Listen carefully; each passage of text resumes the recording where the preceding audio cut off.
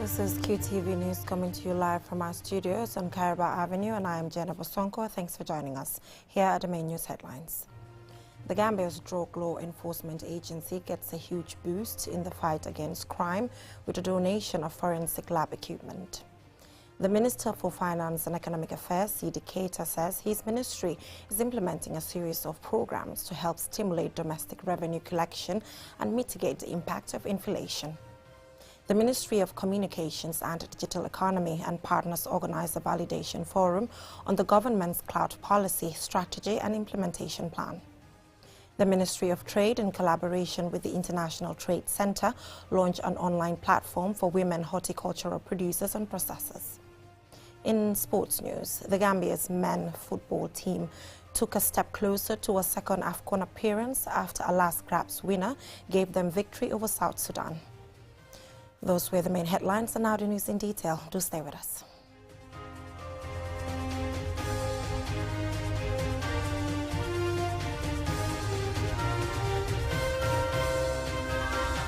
Thank you so much for joining us. If you're just tuning in, you're watching QTV News, and I am Jenna Bosonko. Now, $15 million worth of forensic laboratory equipment were donated to the National Drug Law Enforcement Agency by the United Nations Office on Drugs and Crime on Wednesday. Jordan Jai has more. Bakari Gassama, the Director General of the Drug Law Enforcement Agency, says all drugs seized by law enforcement agencies must be scientifically tested before they can be admitted in a trial.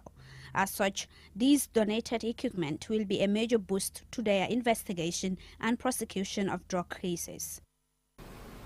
The donated items will help ensure an effective and efficient analytical regime that meets internationally recommended standards and best practices. Personal protective equipment, powder and dust containment cabinet, waste collection bins, and other safety items will help protect staff from exposure to injury and other health hazards. Mr. Gassama gave assurances that the donated items will be well maintained and put to good use. Kameldin Naljinge, the UNODC Deputy Rep for West and Central Africa, assured Gambia of the continuous support for the country's forensic science services.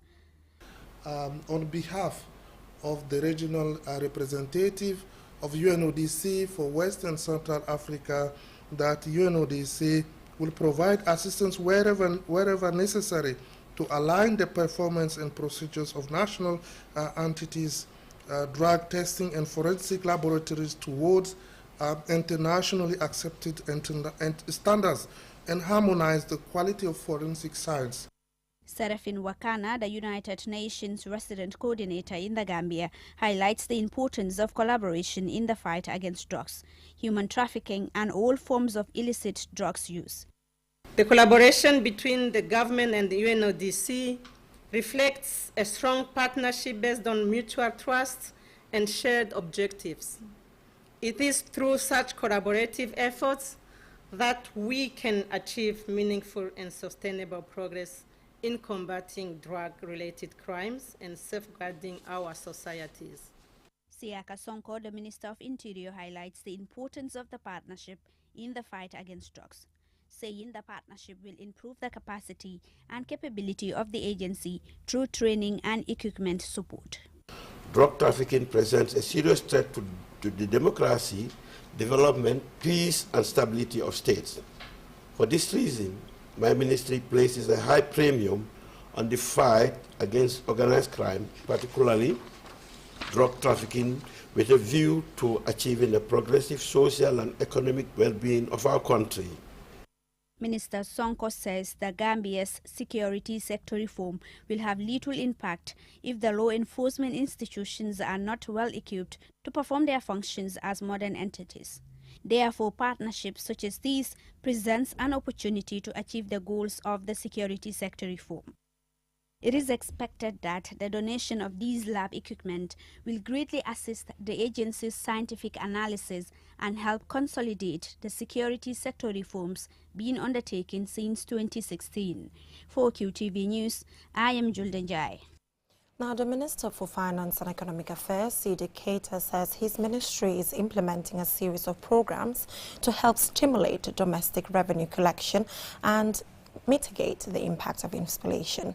He was speaking at the joint IMF in-country launching of the April 2023 Regional Economic Outlook for Sub-Saharan Africa. Ansumani Sonyasi was there and he now reports. The launch of this IMF in-country regional outlook is timely as it comes as the region confronts with economic challenges such as the cost of living, inflation, the funding squeeze, the confluence of higher global interest rates presented by the impact of the pandemic, and the ongoing Russia-Ukraine war. The latter is largely believed to be a major factor in the disruption of the global supply chain, amongst other factors. The outlook provides a detailed view of the current economic realities in the region, particularly the Gambia, responding to questions on how the Gambia is coping with the geopolitical fragmentation, challenges associated with climate financing, and what government is doing to address debt vulnerability.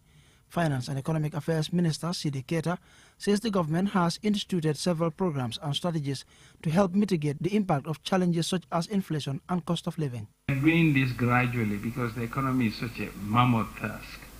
You have to nimble your way through in trying to do an economic reform. The Department of Immigration has now, recently also recorded record revenue. I think they collected for the first 3 months their annual target, which is remarkable.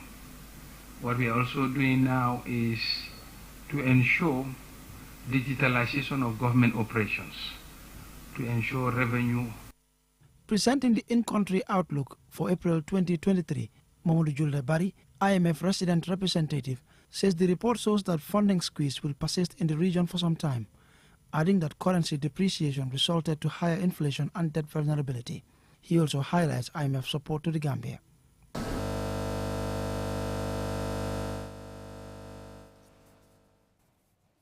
We apologize for that brief interruption. We'll get back to that story shortly.